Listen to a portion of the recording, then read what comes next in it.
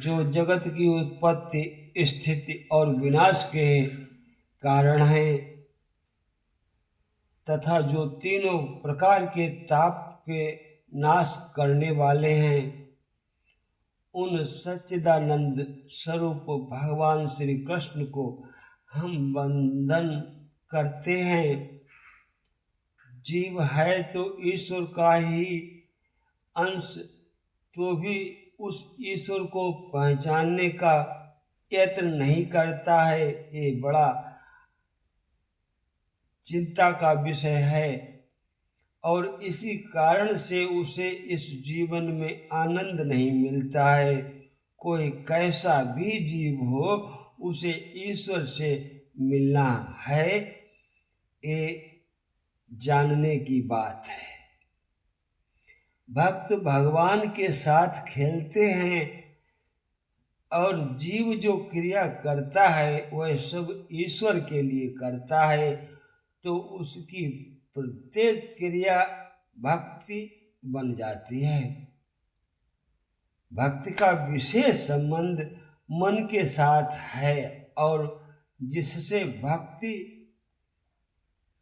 मन से नहीं होती है, उसे क्या करना चाहिए?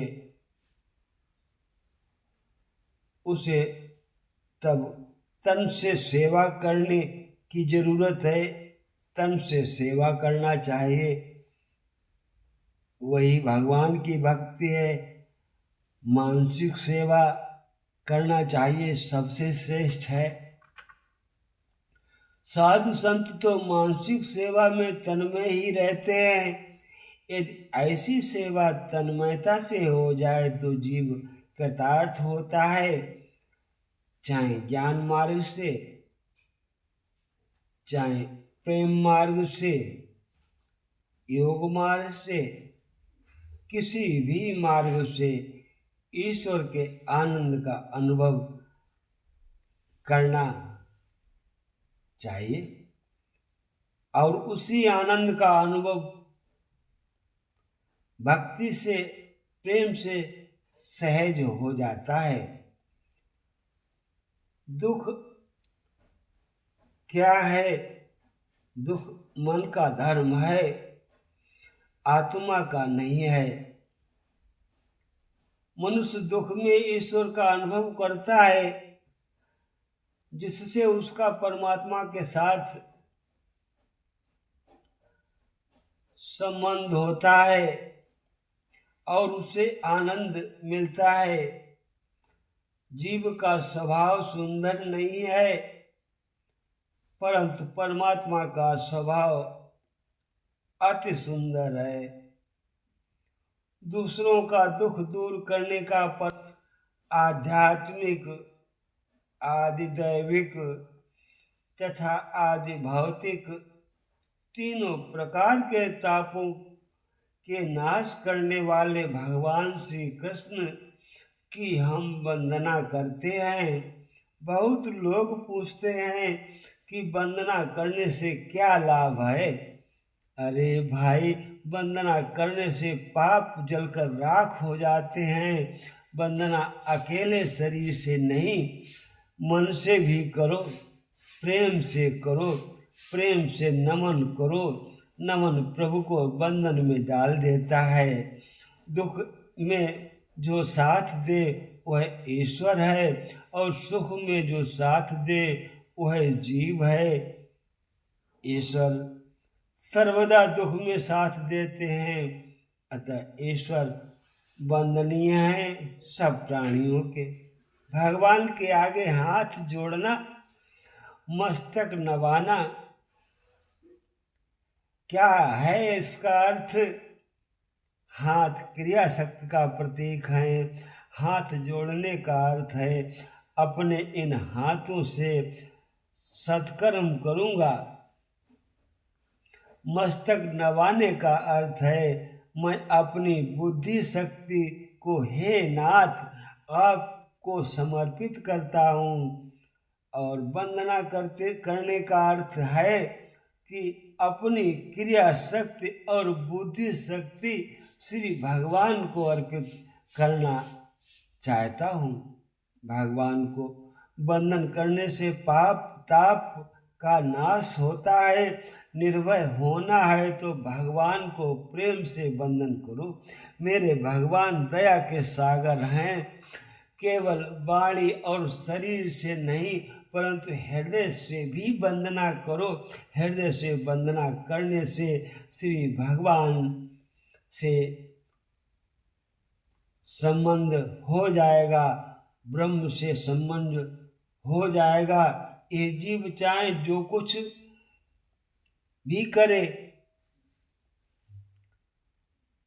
तो परमात्मा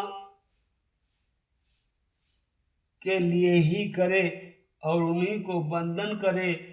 वंदना करो तो सद्भाव से करो। प्रभु के मुझ पर अनंत उपकार हैं। बोलने और खाने को जीभ दी है, देखने के लिए आंखें दी हैं, सुनने के लिए कान दिए हैं, विचार करने के लिए मन दिया है। बुद्धि और विचार शक्ति श्री परमात्मा ने ही दी है, तुम तो लाए नहीं कहीं से।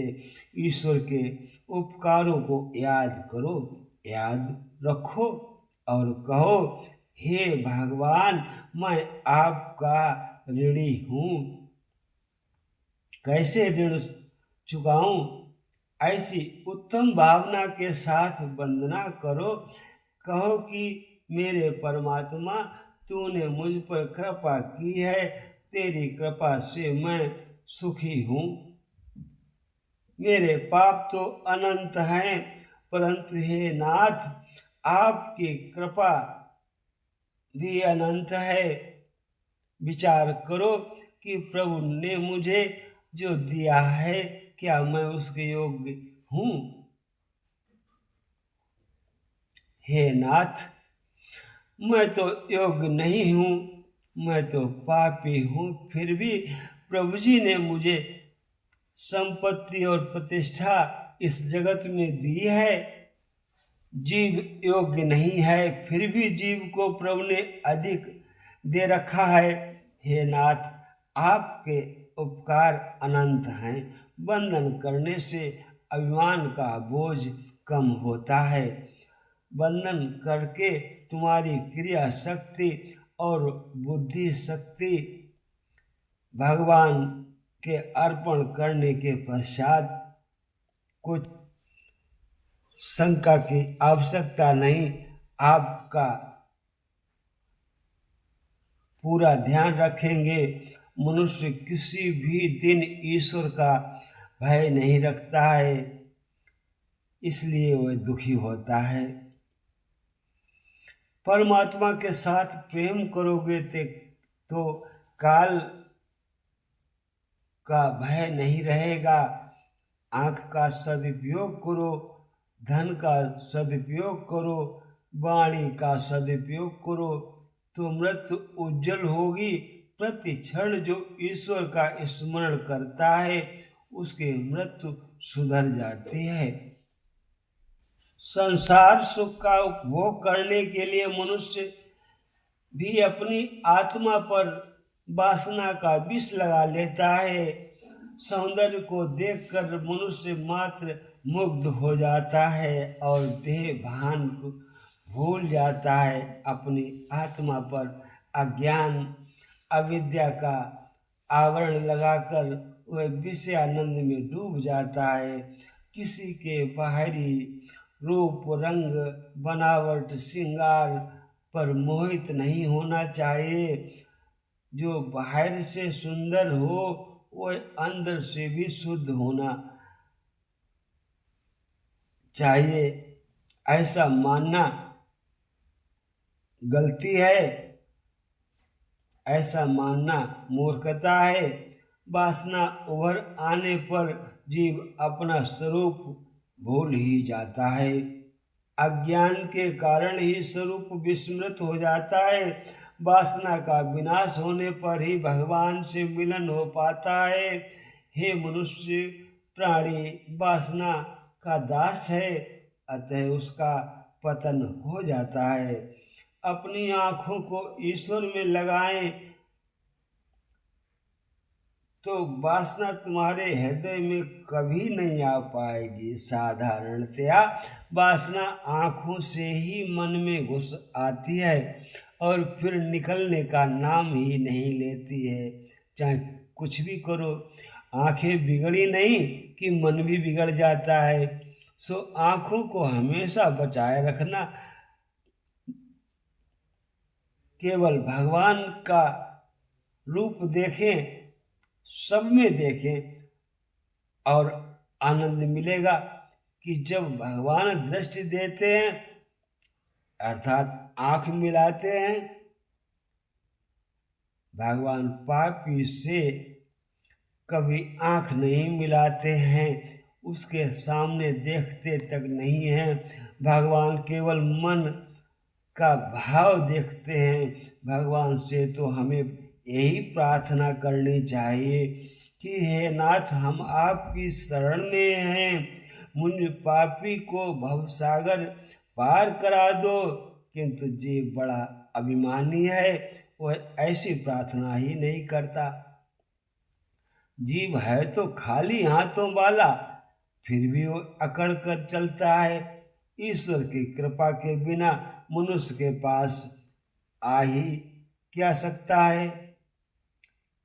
जीव भगवान की शरण ले ले तो उसके सभी पाप दूर हो सकते हैं, क्योंकि भगवान ने ही तो वचन दिया है, सन्मुख हो जीव मोहि जब हे, जन्म कोटि अघनाश हूँ तबहि। सन्मुख हो, जैसे ही आपने अपने स्वभाव में ठहर कर परमात्मा का ध्यान किया, जन्म जन्मांतर के पाप नष्ट हो जाते हैं। भगवान ने कहा है कि जो मेरा हुआ है उसका कभी विनाश नहीं हो सकता। शुद्ध प्रेम में तो औरों को सुखी करने की ही भावना होती है। कृपा करते हुए भगवान यदि किसी से आंख मिला दे तो उसे ज्ञान तत्क्षण प्राप्त हो जाता है। खुदा नजर दे तो सब सूरत खुदा की है। बुद्धि और जीव दोनों ही यदि भगवान कृष्ण के साथ रहें तो कोई विपत्ति नहीं आएगी। जब भी जीव और बुद्धि ईश्वर से दूर हो जाते हैं तभी दुख आता है। इस संसार में ज्ञान के सिवाय पवित्र करने वाला और कोई नहीं है। ज्ञान सा पवित्र कुछ भी नहीं है। ज्ञान धनार्जन का साधन नहीं है, आत्म स्वरूप का ज्ञान ही ज्ञान है।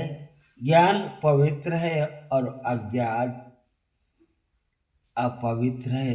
अज्ञान से वासना का जन्म होता है। श्री कृष्ण गोविंद हरे मुरारे, हे नाथ नारायण वासुदेवा।